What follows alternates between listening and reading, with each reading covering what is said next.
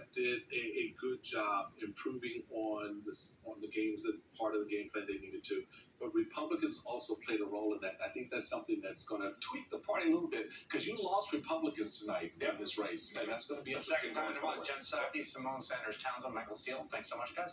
Rachel, back to you. Thank you very much, Chris. Much appreciated.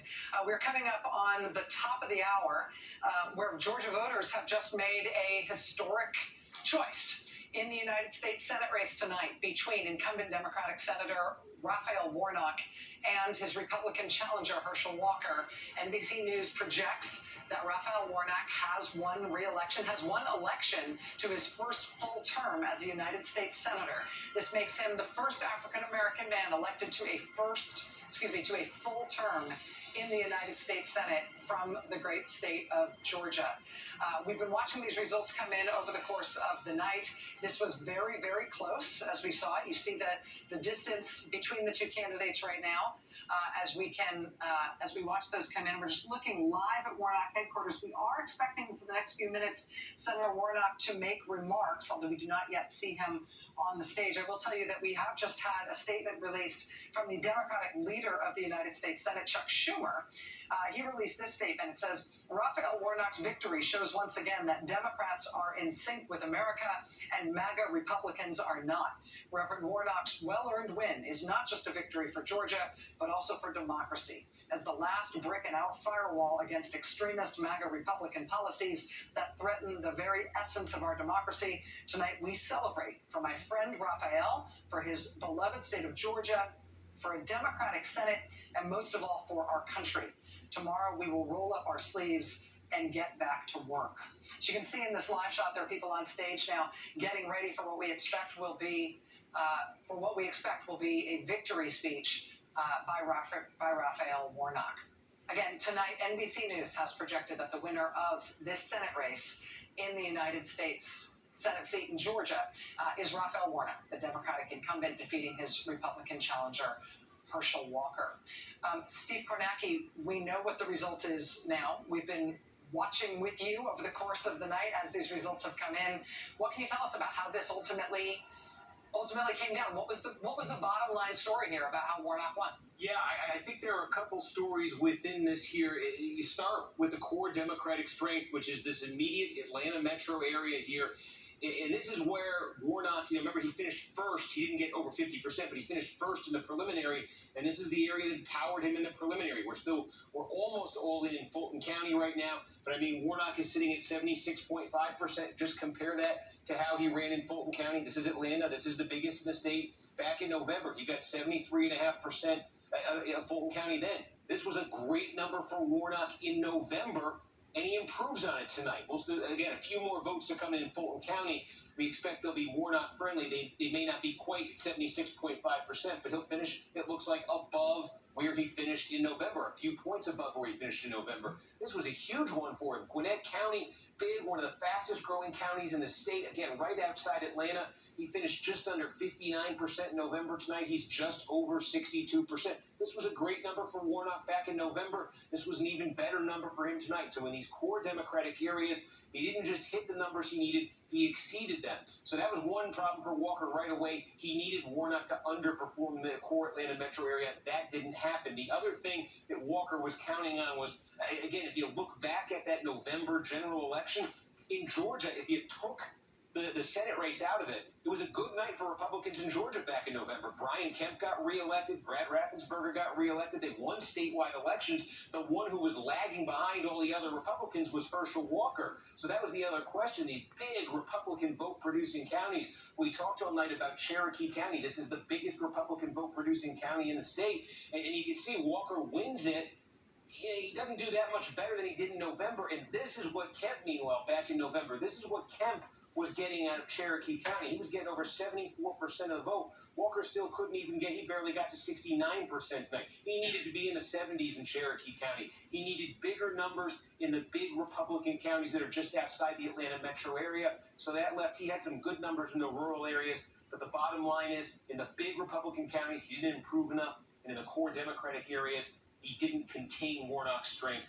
Warnock wins the race. Not enough offense and not enough defense. I think we can go live right now to Herschel Walker's campaign headquarters where he is speaking.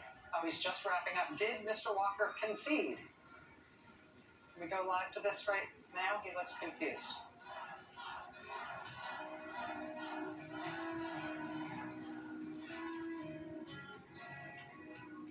Herschel Walker just gave remarks to his supporters in which he did not formally concede, but he said conciliatory words. He talked about having fought a good fight, which implies that the fight is over. So concession and conciliation, I'm parsing, but that's it. I'll take it as positive. The other big quiet winner tonight is a president of the United States who becomes the first one since 1934, since Franklin Roosevelt, to not lose a single senator of his own party in the first midterm election. There are so many astounding comparisons that you can make between Joe Biden and other presidents, but you have to reach very far back. You have to go back to Franklin Roosevelt. And no one has been more underestimated as a presidential candidate going into the presidency, what governing he'd be capable of with a 50-50 Senate all along, and how obviously he was going to lose the Senate in his first midterm, and he held on to it. What about the other quiet winner? Sanity. America showed us again they weren't going to vote for crazy. Herschel Walker was a wholly unqualified, out-of-the-box candidate, and America said, or Georgia said, no, thank you. The question is the GOP watching and listening? Because if you look at the House, it doesn't appear that way. Well, I mean, that said, the House, in any normal political science model, should have swung 30, 40, 60 seats to the House, to the Republicans. Yes. And Kevin McCarthy maybe is going to be taking over as House Speaker if he can cobble together the votes. And he'll be flanked by whom? With a majority that you can fit in one hand. I mean, that itself is almost as ahistorical a result as the Senate result that you're talking about right now. And the combination of those two things tells you that it's not any one race and it's not any one crazy candidate. It's Joe Biden leading this Democratic Party in a way that is not, honestly, not had electoral success like this since FDR. Well, I mean, and the thing that Joe Biden always had is he is the arithmetic mean of normal, right? He's just normal, average, moderate guy. And it turns out that is a very popular model because remember, Barack Hussein Obama, put the name aside, what was he? Arithmetic mean, normal guy, right? He gives you cuckoo. And I think that at the end of the day, again, we've talked about this a lot tonight, the Republican strategy has always been theatrics, really since Ronald Reagan. It's been give you theatrical character, give you former actor. I think we said it before. They nominated Goober.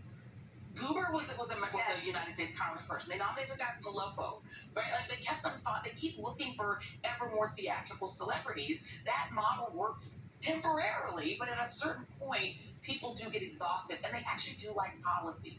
And Biden has proved that policy actually works. And the other thing you're seeing in Biden is someone who I think has done this better than anyone I've ever seen, which is he's using his experience wisely. You know, experience can sometimes be a weight when you move up to the next level in politics and in governing, and you don't quite know how to use it. He has used it so wisely. When you look at previous presidents who have anything comparable to his experience, you have to look at Lyndon Johnson, who was Majority Leader of the Senate and then was Vice President. Lyndon Johnson wrecked his presidency, just wrecked it. He could not use his experience to make it work. Joe Biden has been so wise in the use of his own experience. I